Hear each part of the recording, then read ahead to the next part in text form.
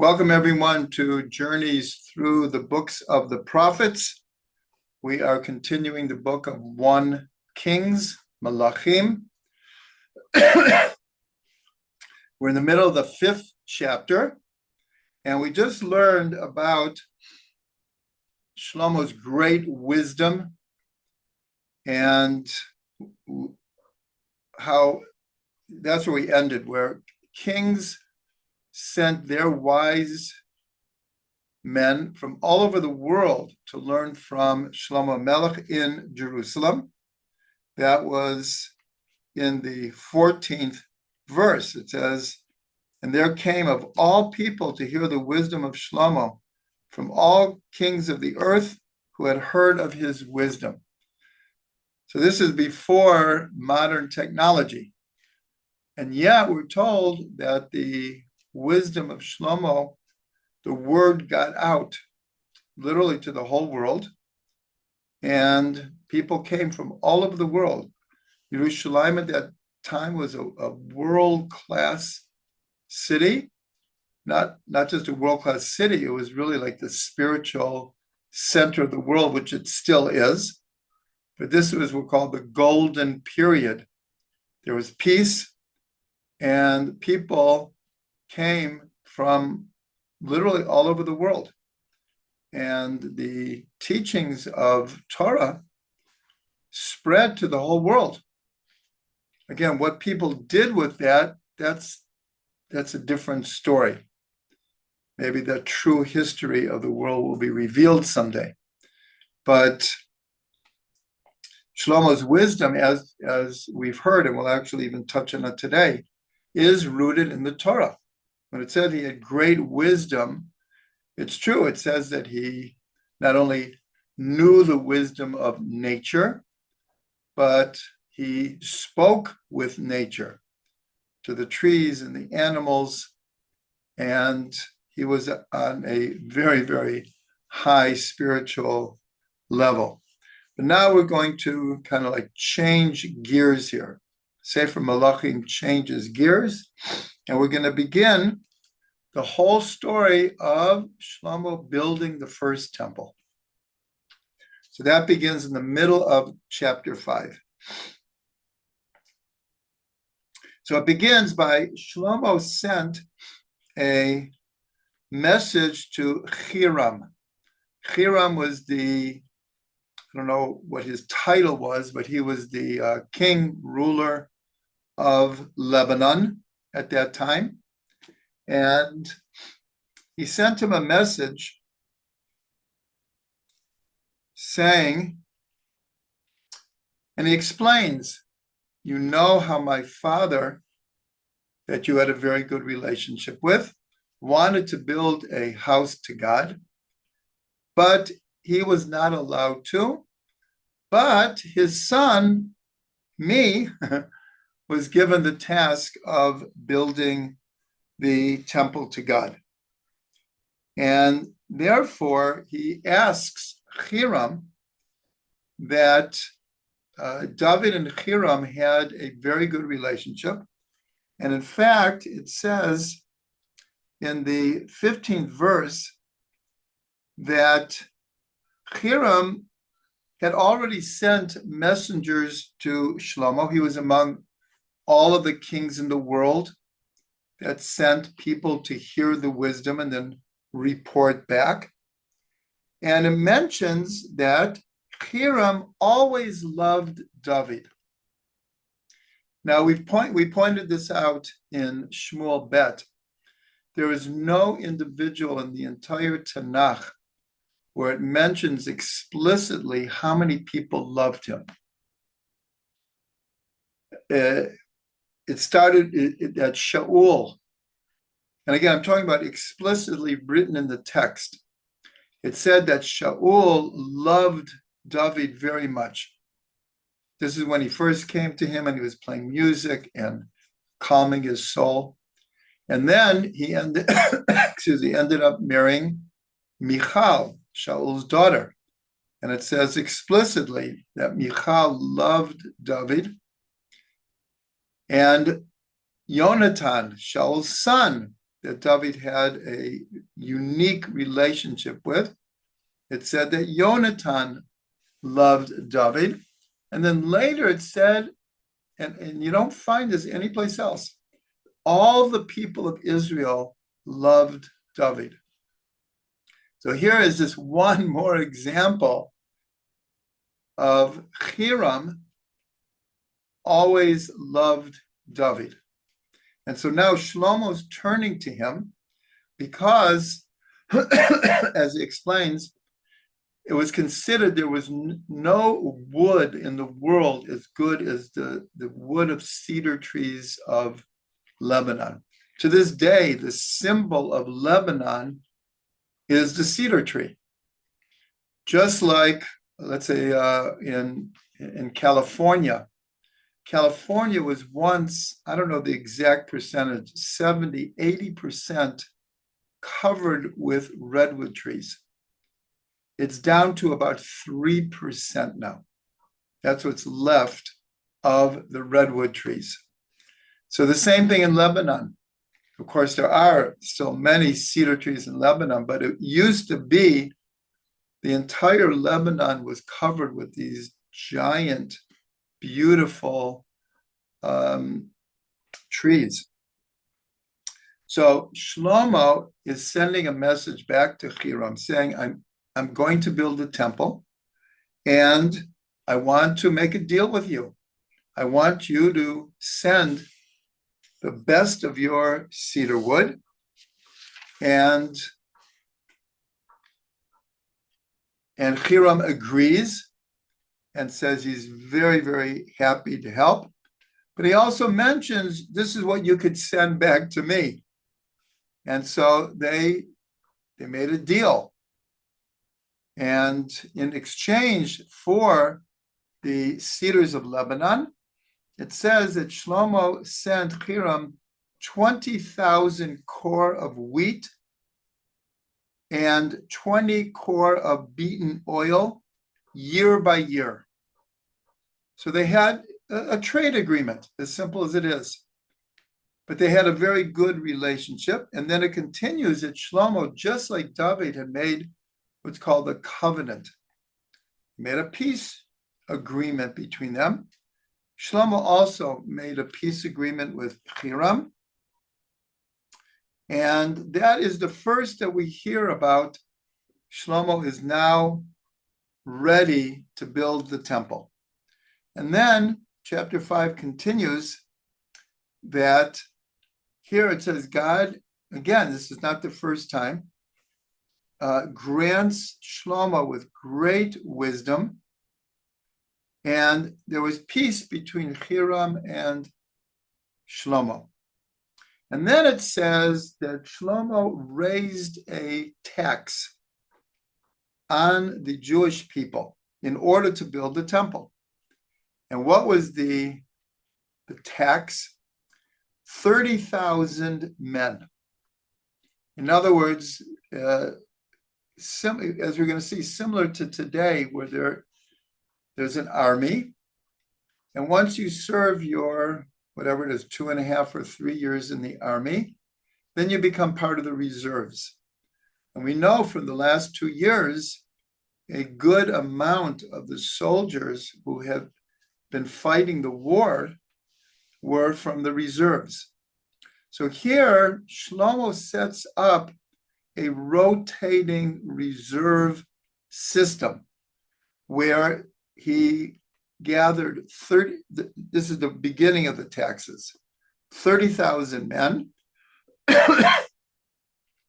and 10,000 a month would be sent to Lebanon, and 2 months they would be at home.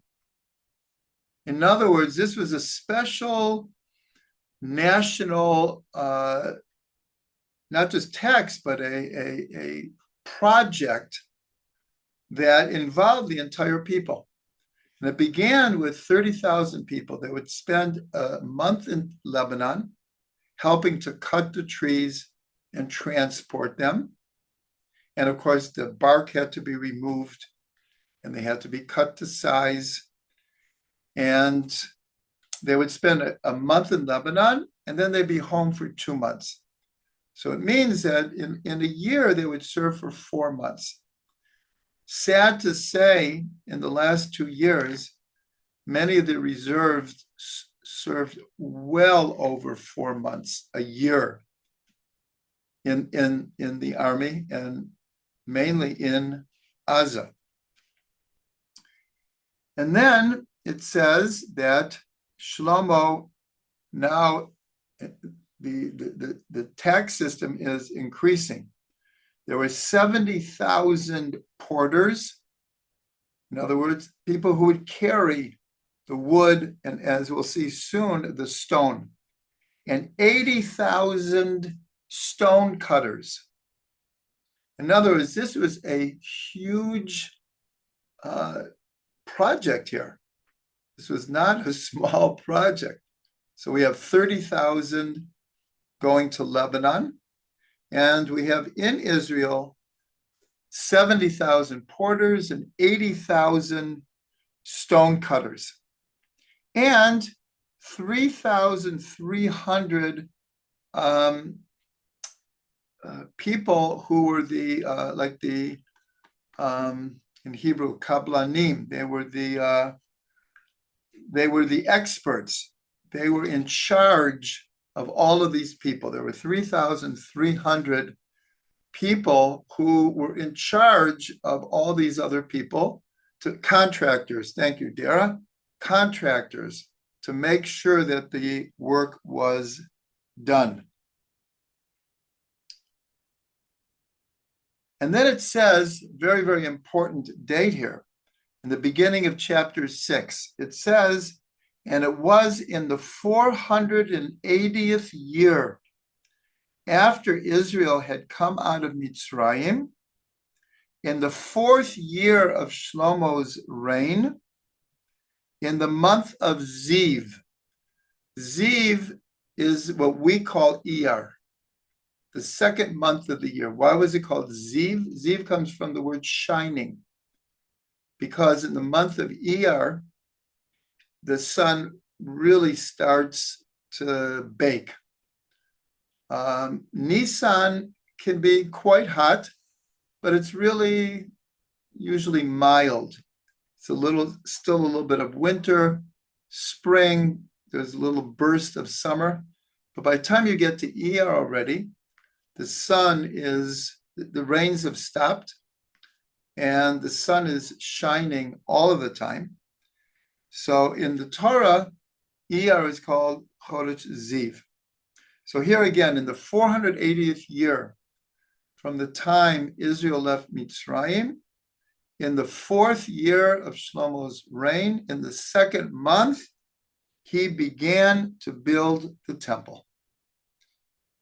And one of the explanations is the importance of 480 years is because it was 480 years from the time we left Egypt till the time that Shlomo begins to build the temple. The first temple lasted 410 years, followed by 70 years of exile in Babylonia and Persia. But then we came back and rebuilt the second temple. So this 480 years is also for the time between the building of the first temple and the building of the second temple, which is just very interesting that that's how it worked out. Now, here, the book of Melachim gets into a lot of details about the building of the temple. And to be very honest, it is very difficult to understand in Hebrew and in English. And there are many, many, many details. I'm going to leave it to everyone who wants to delve into these details to do it on your own. It begins in the 6th chapter, and it really continues and these are long chapters, through the entire 7th chapter until the 8th chapter. I'm going to pick out what I consider highlights, but we're not going to delve into all of the details of the measurements, and the descriptions, like I said, are very, very difficult to really understand how the temple is being built here. But the first series of measurements I will mention, because here it's talking about the sanctuary.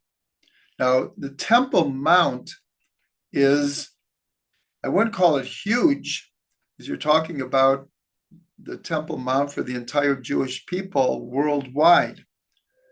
In that in that sense, the Temple Mount was relatively small, and the temple was even smaller. As much as we talk about the temple, it was actually a very, very small building. It was the first temple was considered one of the most beautiful buildings of that time, and a lot went into it. But relatively speaking, it's actually a wonder that it wasn't built much bigger, because it served as a central focus of the Jewish people. So the first measurements that are given is that the length was 60 cubits, and its breadth was 20 cubits, and its height was 30 cubits. This is the actual sanctuary. And then outside was the courtyard. And then outside, it describes many, many, many different buildings and rooms. Now, we know that the Sanhedrin sat on the Temple Mount right next to the temple. And the way they learned this is, if we go back to Parshat Yitro, the end of Parshat Yitro, where the 10 Commandments are given, ends with a few mitzvot that many people question, like, why are they mentioned here after the climactic giving of the 10 commandments? But there it's talking about building the altar. And then the parsha ends. And we're not, like I said, it's a question why it's inserted there. But Rashi tells us that the next parsha is Parshat Mishpatim. Ve'ela Mishpatim asher tasim lifneihem. And these are the laws or the statutes that you will put before them. So Rashi, who is like an expert in explaining the juxtaposition of verses and portions next to each other. So he asks, why is this? What's the connection of the beginning of this portion of these are the judgments and statutes that you shall put before them with the end of the previous parsha that has to do with making an altar? So Rashi says, from this we learn the altar, of course, is hinting to the building of the temple for God. And the laws and the statutes, the highest authority was the Sanhedrin, what we call the Supreme Court. And so Rashi says, from the juxtaposition of the end of Parshat Yitro and the beginning of Parshat Mishpatim, we learn that the Sanhedrin had to be established right next to the temple where the altar would be. So I'm explaining that because here it explains other buildings, and we know that as part of the temple, there were many, many, many different rooms where they stored the different vessels for the menorah, for the incense. In a certain way, the temple was like a slaughterhouse because of all of the animal offerings. So there had to be a place for the parts of the animals and all of the knives and instruments that are used for these things. And the wood had to be stored for the altar, and the clothes for the Kohanim. So this is why I'm not going into it in chapters 6 and 7, because it's explaining it wasn't just building a sanctuary like the Mishkan. The Mishkan was a relatively very small space. But here, there was a lot that went along with it. Okay, so continuing. So in verse 7, it makes a statement that is very, very well known. And it says, because remember, they had 80,000 stone cutters. Anyone who goes to the Kotel, we know that the Western Wall is not actually part of the temple. It was a retaining wall on which the Temple Mount sat. The Temple Mount was flat, but it sat on foundations. The Western Wall is a foundation for the Temple Mount. Now, and also if you've ever gone on what I call the tunnel tours, and we know that the part of the Kotel that we see is only a third of how tall it was. There was a valley there. That valley over the years was filled in. And so there are certain places where they have shafts that you could look down and you could see the Kotel, the other 2/3 of the Kotel, going all the ways down. It was a huge wall. Again, what we're seeing of it is about a third of it. So, so what it says in the 7th verse is that the house, meaning the temple, was built of stone, made ready before it was brought there, so that there was neither hammer nor axe nor any tool of iron heard in the place where the temple was being built. It's a very, very well-known idea that they carved out the rock from the mountains. There's actually a place on the eastern part of the old city. It's called I don't know the exact name, but it's like the Tunnels of Solomon. And you can go in there and you can see some of the places where they cut the stone. But again, the entire building of the Temple Mount was pretty impressive. And you can imagine they needed 80,000 stone cutters to do this. And of course, 70,000 people to transport these huge stones. Now, when you see the stones of the Kotel, then you appreciate how large they were. If you go in the tunnel tours, you see a number of the stones that they say are equal to something like 70 tons each stone. I think it weighs more than a 747 airliner. Of course, and the question is, how did they lift these stones to the higher part of the wall? Obviously, they had a pretty advanced technology. It was all done by pulleys and apparatuses that they actually knew how to do. But here we see that there was no sound of an iron instrument hitting the stone while they were building the temple. but it was where they were. Now, there's a famous midrash that says, because here, when you read the text, it doesn't say that when they mined the stones, they didn't do it with iron instruments.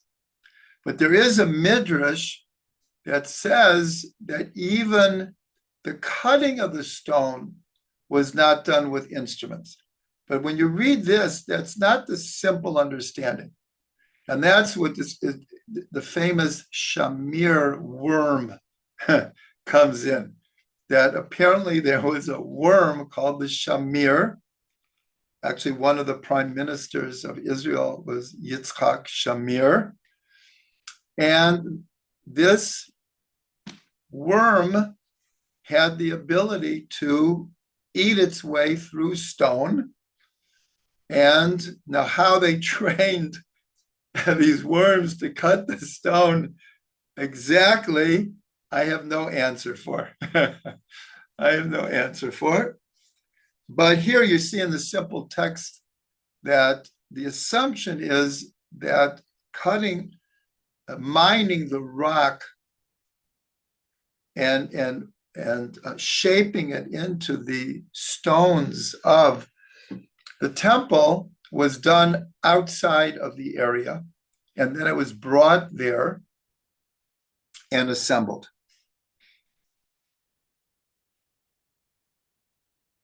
And then it goes on to explain that most of everything on the Temple Mount was made with the cedar wood. And the cedar wood then, depending on the building, would be covered by stone or surrounded by stone. And in the sanctuary itself, everything was covered with gold. You didn't see any wood or stone really inside the actual sanctuary. It was all covered with gold. And all of this is explained in chapters 6 and 7. Now, in chapter 6, verse 12, starts in 11, God comes back to Shlomo and says, concerning this house that you are building, you have to know, you have to continue to follow my commandments and walk in my ways as your father David did. And then I will dwell among the Jewish people. Meaning in this place that you're building, that's why we have the tradition that in the first temple, the presence of the Shekhinah was palpable. Only later, when the people started falling away from the Torah, then we're told that the divine presence left the temple.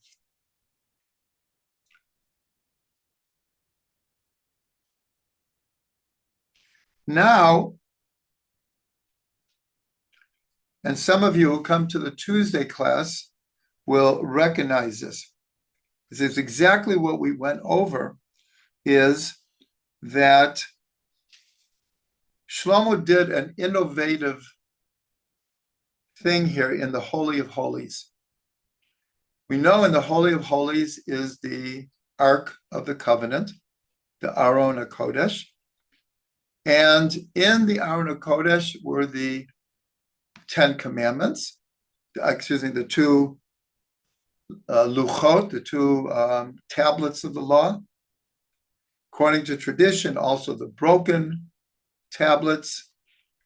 Other tradition that the jar of manna, the original bread from heaven, there was a jar of it, and the rod that blossomed into almond, like an almond blossom, to prove that Aaron was the legitimate Kohen Gadol after the rebellion of Korach, was also kept in the Holy of Holies.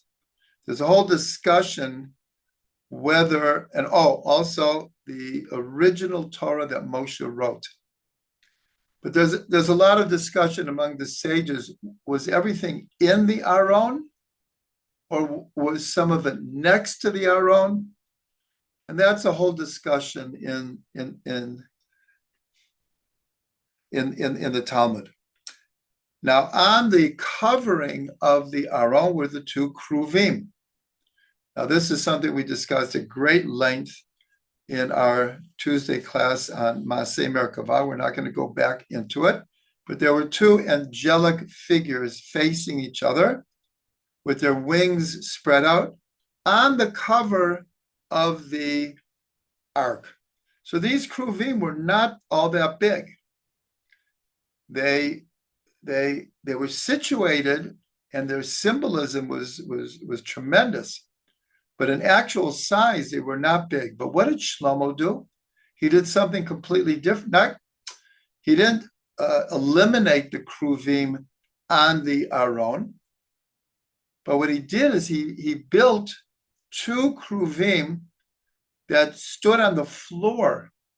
And it's described right here in chapter 6. And they were, I believe, 10 cubits high. They were very tall. And their wings stretched from one end of the Holy of Holies to the other.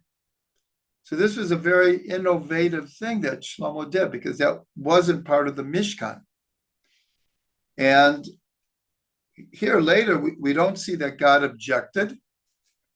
And as we learned, Shlomo was working with a blueprint that he had gotten from David. And in the text, it was through Shmuel Navi and Natan Navi. So there was prophecy here. And in the text, it was as if God had written the blueprint himself. So obviously, whether Shlomo innovated this or this was part of the plans that he received is not 100% clear. But this was a great innovation. These very large kruvim with their wings covering the entire Holy of Holies. And then, this is also something that we learned in Maaseh Merkavah. Then it describes the elaborate carvings that Shlomo did all over the temple. And he put kruvim everywhere. And he also put like pictures of or carvings of palm trees. And then we learn also of lions and oxen and eagles. And these are the exact figures of Maaseh Merkavah in the vision of Ezekiel. So that we discussed at great length in our last Tuesday class. And here's where it's described. Again, the 6th and the 7th chapter has all of these different details.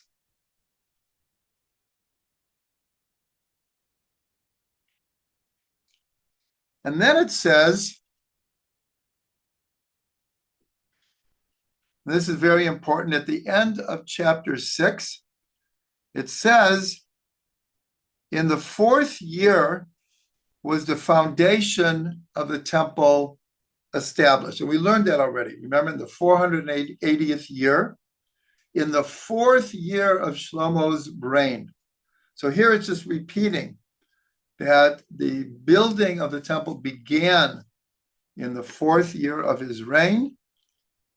And now it says in the month of Ziv, and in the 11th year, in the month of Bul, which is the 8th month, which is this month now, Cheshvan, in the Tanakh is called Chodesh Bul, from Ma Bul, because this is when, according to the majority opinion, the rain started at the time of Noah. So here it says the house was finished with all of its parts according to all the fashion of it, which is hinting to that there was a plan. So here we see the building of the temple took 7.5 years. It began in the 4th year, ended in the 11th year, but it was between the 2nd and the 8th month. So it was 7.5 years, which is interesting because that's the exact amount of time that David ruled in Hebron. Even though at the end of the book of Shmuel, it says he reigned for 7 years in Hebron and 33 in Jerusalem. Originally, it says that he reigned for 7 years and 6 months, 7.5 months. And it's interesting that the temple here is built and started and finished in 7.5 years. But then the beginning of the 7th chapter, it says something very interesting. That Shlomo, while he was building the temple, he was also building his personal house. How long did it take him to build his personal house? 13 years. Almost double what it took to build the temple. And then it gives the dimensions of his house and how it was built, out of what materials. It was very similar with the cedar wood and the stones. It doesn't say here, though, that it was covered with gold. And then it says that Shlomo also built a house for the daughter of Pharaoh, who he had married. And if you remember, we discussed this already. It's not clear exactly when he married Pharaoh, because it's mentioned right at the beginning of when Shlomo began to reign, in just one sentence, that he married the daughter of Pharaoh. And then she disappears. And then we had what maybe or seemingly is a contradiction, because we have a midrash that he married her on the very day that the temple was inaugurated. So that was after 7.5 years. But here it says that he's building a house for the daughter of Pharaoh. Also very elaborate. His house was huge. And it explains all of it in great detail. Then, in chapter 7, it says Shlomo sent for a person called Hiram in the city of Tsur. Now, this is Lebanon. Tsur is a city in Lebanon to this day. And his name is the same as the king of Lebanon. But it makes clear that he was Jewish, and it says that he was the son of a widow from the tribe of Naphtali. And so why is he bringing him? Because apparently he was an expert in working with brass.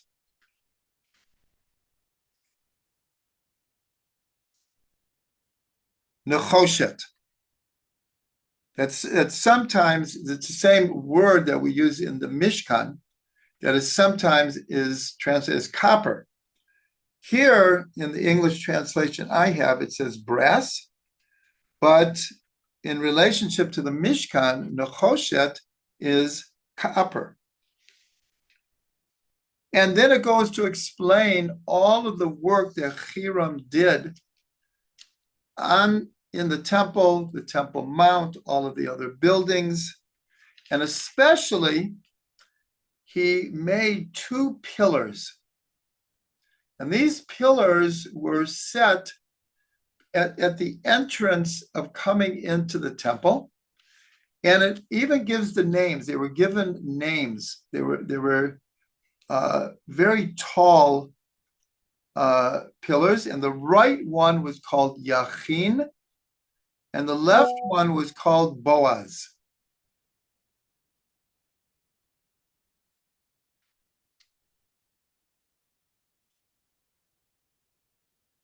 And it was a very, very elaborate. It says that there were lilies carved in the top all over Israel, you have these pillars, and then they have a much wider top. There's a word for it, which escapes me right now. It's like a rim around it. And you see them all over Israel in archaeology from every period in the ancient world. And then it describes, and again, I'm not going to go into it in detail, a capital. Thank you, Toby. A capital around these pillars. But these pillars were very symbolic, because one was placed on the right and one was on the left, and they even had names. And there's a lot of significance to these two pillars. And then it describes what's called the Yam that Shlomo made. Again, in the Mishkan, when you would enter, the Kohanim, the Levim, or anyone entering had to wash their hands and their feet. And that's described in the Mishkan. But here, Shlomo made this like an ocean, a yam, a lake, a very elaborate. It was very large, and it was placed on 12 images of oxen. Again, this is very connected to Maaseh Merkavah, and we learned about this. And again, the details are very, very minute here about how he built this yam. But again, he made engravings of kruvim all over the yam and palm trees. But there's one part that's really connected, and we mentioned it with Maaseh Merkavah, that it says that under the borders, this is verse 32 of chapter 7, under the borders, all around this huge yam, there were 4 wheels, and the axles of the wheels were joined to the base. And the height of the wheel was a cubit and a half a cubit. And the work of the wheels was like the work of a chariot, of a Merkavah. And that's why, excuse me.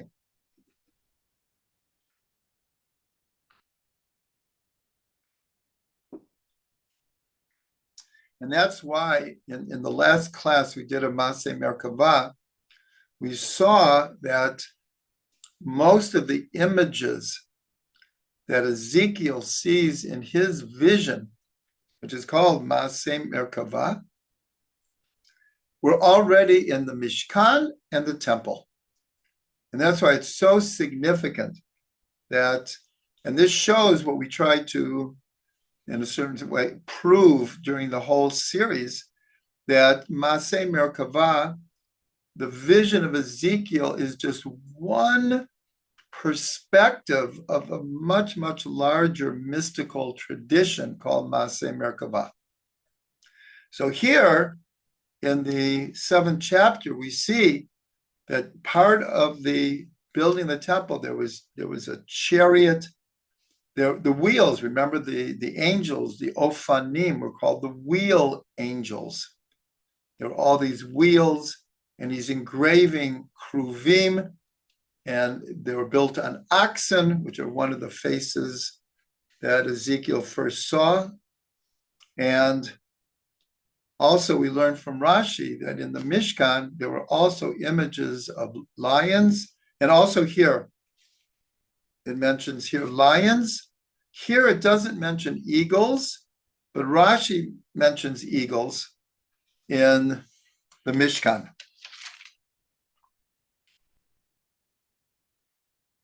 As I said, these are very, very long chapters. Now we get to what seems here like a little detail, but I'm going to expand on it. And that way we will finish tonight the 7th chapter. And then the 8th chapter is also very long. The 8th chapter is very, very long. It's one of the longest speeches in the entire Tanakh. Sefer Melachim records Shlomo's prayer at the inauguration of the temple. And it's quite fascinating. I don't think there's any speech anywhere near the length of this recorded in the Tanakh. That we'll get to next week. This week we're just going to finish finishing the physical temple. And like I said, I'm skipping over a lot of the details. But when you get to verse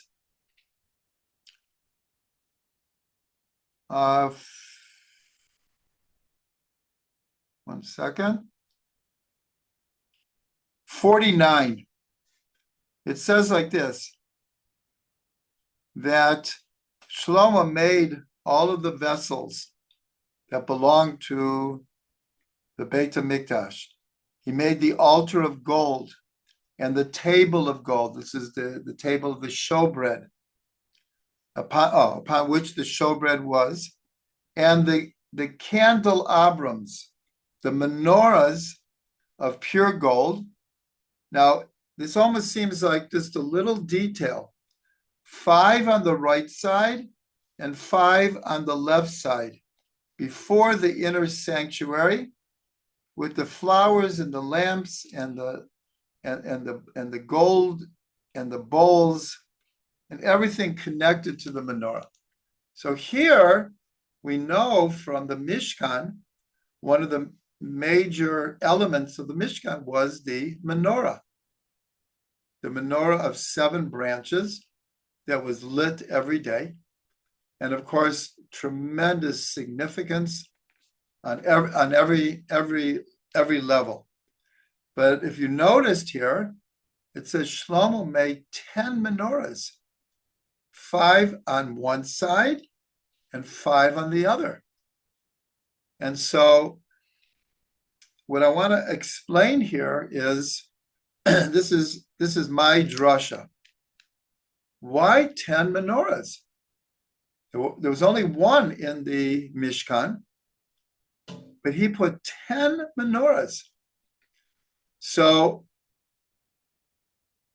why this is important, because it explains, we began to talk about it last week, and it's the very enigmatic idea that Shlomo married so many women. What was the purpose? What did he think he was doing? So here we'll see that if you have 10 menorahs, it means that you have 70 branches, because each menorah has 7 branches. So 7 times 10 is 70. So that's the key to understand here, because we learned that at that time, even today, we still talk about the 70 archetypal nations. And as we began to discuss, Shlomo, it was mentioned perhaps for political reasons, was marrying the daughters of kings all over the world. And perhaps that's how he kept the peace. It was a known thing until recently. Even today, the few kings and queens that are left, that usually, it's less now, but throughout history, they were all marrying other nobility. And in many times it was the son or the daughter of a king would marry the son or the daughter of another king as a political arrangement between countries. But that's not really why Shlomo was doing it. And it will only become clear when we read through his speech, because most of his speech is directed to the Jewish people. It's actually directed to God. Shlomo is saying a prayer to God, and it's mostly about the Jewish people, but there's a whole section there where he asks God, when people come from all over the world to pray in this place, that you and to acknowledge the reason that they're coming is because this is the temple to the one God, that you listen to their prayers and you accept their prayers. So what's happening here, and it's symbolized in these 10 menorahs, that Shlomo had a vision. It was a messianic vision. Remember, he's Shlomo ben David, Mashiach ben David, that Shlomo had a universal messianic vision. And he thought by, first of all, he had all of this wisdom, but nowhere does it say that he had to share it with the whole world. He could have said, no one's welcome here. Yerushalayim is for the Jewish people. Everyone stay home. No, Shlomo not only accepted, but he taught the wise people from all over the world. Now, he had a purpose for this. This was to spread the teachings of the Torah. And the teachings of the Torah are based on the idea of one God, and that eventually the entire world would come to recognize him. Now, this goes back, his universal vision goes back to a previous universal vision, and that's Avram Avinu. Avram Avinu, he really had the first universal vision, and that's why he's called Avram HaIvri. HaIvri is the one who crossed over, La'avor. And we learned, excuse me, that he was called that because he crossed over the Euphrates to come to Israel, but more important, he crossed a line of consciousness that no one else had crossed over. And it says that he stood on one side of the world and the whole rest of the world stood on the other. Why? Because at the time of Avram, the entire world were idol worshippers. He crossed over a line to the belief in one God. But not only that, he was teaching it to the whole world. And anyone and everyone was, in his eyes, ripe to be taught. And he wanted, not that he be on one side and everyone else on the other. He believed that everyone eventually would come over to his side. And we see throughout history, a good part of humanity has abandoned idol worship and has embraced the idea of one God or one creator or one divine energy, however we want to say it. And so this idea that if you look at the word Ivri, Ivri is the root is ayin bet resh. And the root of Avram is aleph bet resh. And then it becomes Avraham. But his aleph is him standing on one side of the world. And the ayin of Ivri is the whole world standing on the other side. So now to bring this back to Shlomo, Shlomo puts 10 menorahs in the temple. with 70 branches. And if you remember, this is very connected to the whole idea of the 70 oxen that are brought as sacrifices on Sukkot for the 70 nations. But then on Shmini Atzeret, only one is brought for the Jewish people. And that is, in a certain way, a symbolic manifestation of Avram's vision. But now Shlomo is actually trying to put it into reality.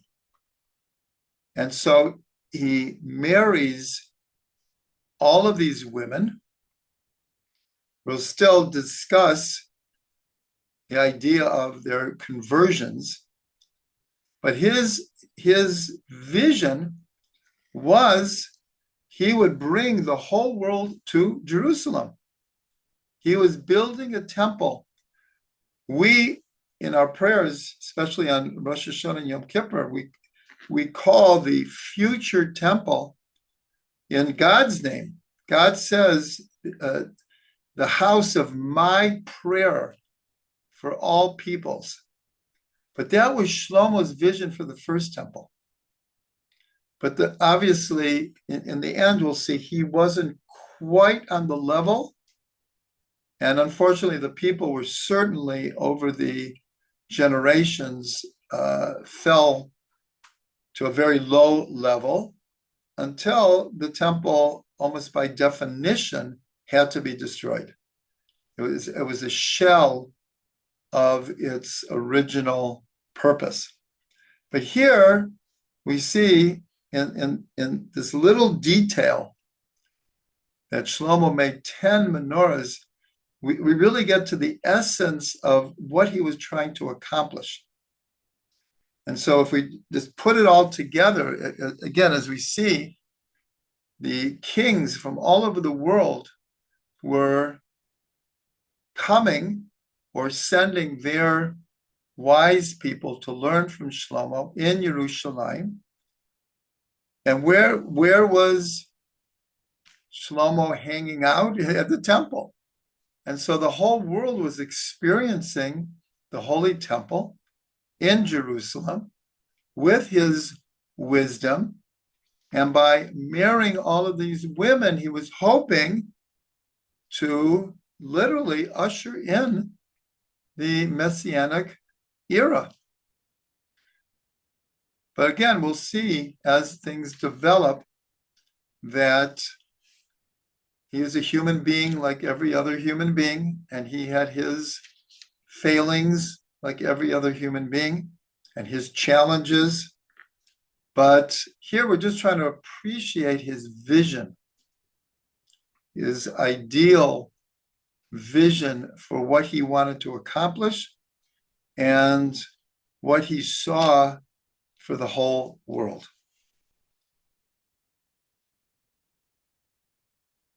So may we be blessed to see the third temple, which will be God's house of prayer for all peoples. Bezrat Hashem.